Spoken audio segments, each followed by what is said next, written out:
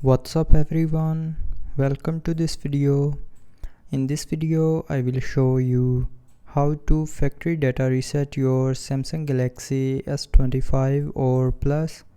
So first of all, open settings. Now in settings, scroll down and here tap on general management. Now in general management, scroll down and tap on reset, and then scroll down to the end and tap on factory data reset. Now again scroll down to the end and here again tap on reset to confirm.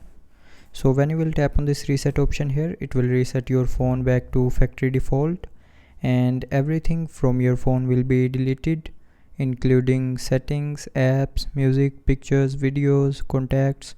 Everything will be deleted. So that's how you can factory reset your Samsung Galaxy S25 or Plus. So I hope you liked the video. Thanks for watching.